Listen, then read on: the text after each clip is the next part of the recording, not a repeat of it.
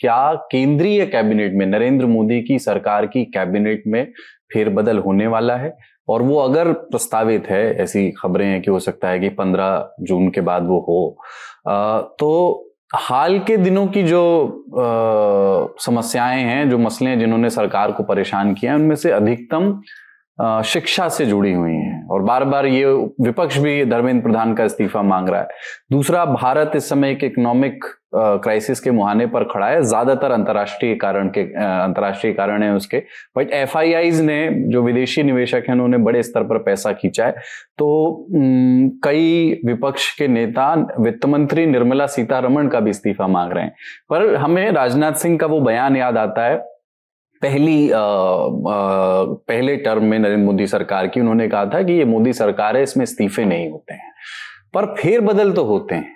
तो फेरबदल में इस बार क्या, कौन से मंत्रालय ऐसा समझा जा रहा है जिसमें बदलाव हो सकते हैं? ये तो बात सही है कि मोदी सरकार की बातें आमतौर पर पत्रकारों को भी और नेताओं को भी, बी श्रेणी की लीडरशिप को भी पता नहीं लगती आखिरी मोमेंट तक।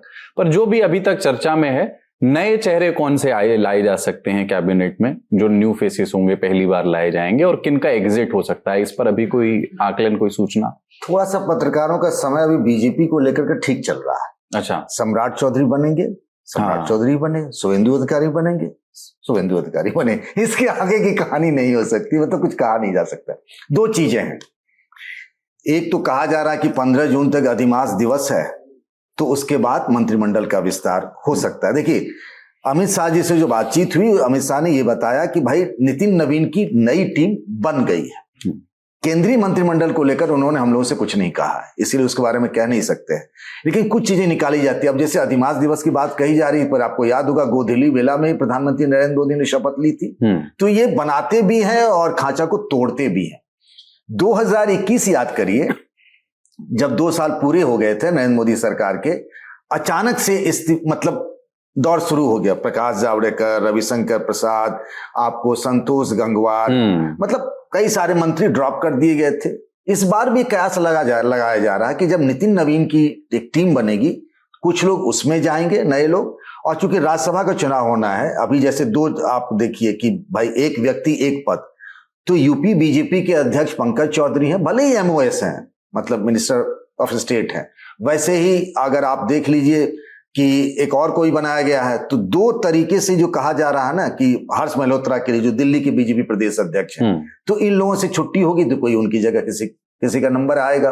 लेकिन मोटे तौर पर यह मानकर चला जा रहा है कि जैसी एक्सरसाइज 2021 में की गई थी, वैसी ही एक्सरसाइज इस बार भी की जाएगी। कोई बहुत बड़ा जो टॉप कैबिनेट मंत्रालय होते हैं उसमें कोई बड़े बदलाव की नहीं, उसके बारे में भी कहा जा रहा है कि कुछ भी हो सकता है। ये मान के चला जाता है कि डिफेंस, होम, एक्सटर्नल अफेयर्स और फाइनेंस, इसमें कोई बदलाव नहीं होगा, ये मान के चला जाता रहा। पर इस बार इस तरह की चीजें कही जा रही, मैं नहीं जानता कितना सही होगा, क्या प्रधानमंत्री को फैसला लेना है। कहा जा रहा है कि इनमें से भी एकाध में होकर बदलाव हो सकता है। बाद में कि मंत्रिमंडल में फेरबदल होगा, नितिन नवीन की नई टीम भी आएगी। अब धर्मेंद्र प्रधान जी के लिए कहा जा रहा है, मतलब ये सब कहा ही जा रहा है भाई, फैसला तो प्रधानमंत्री को करना है।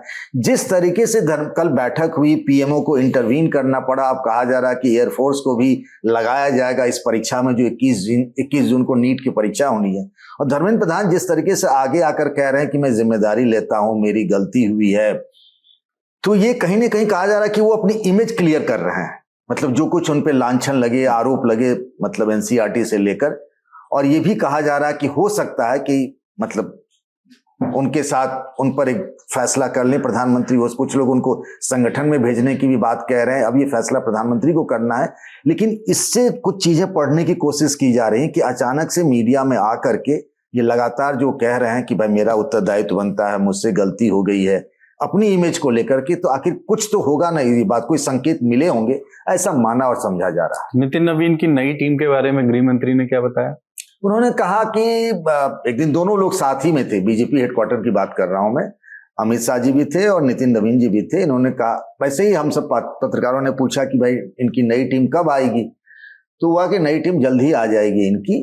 तो उन्होंने इतना बताया कि इनकी नई टीम तैयार हो गई है और इसके बारे में पूछना है तो इन्हीं से पूछ लीजिए। उनसे पूछा गया तो उन्होंने दोनों हाथ जोड़ ली।